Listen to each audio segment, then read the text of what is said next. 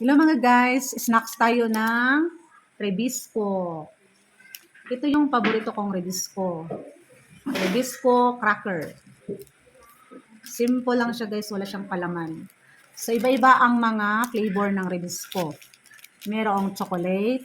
Ano pa ang flavor? Merong pastillas.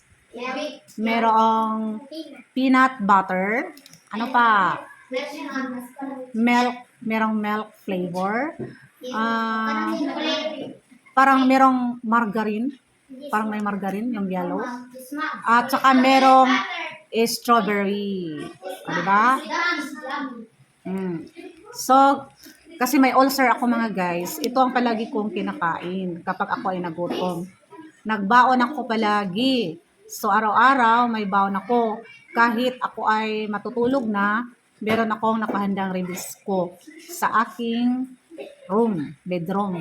Kasi, minsan nagugutom ako, hating gabi, nagugutom ako, kumakain ako ng Rebisco. Ito talaga yung favorite ko guys.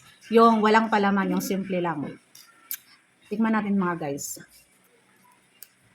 Ayan mga guys, nanonood yung mga pupils ko guys. Nanonood sila. Gusto nyo?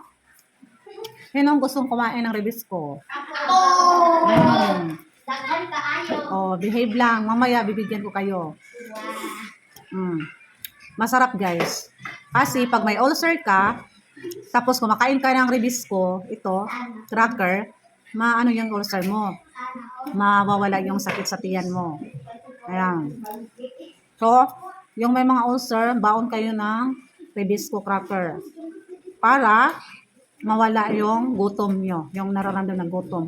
Di ba minsan, hindi pa tayo kumakain, wala pang oras sa kain natin, halimbawa lunch.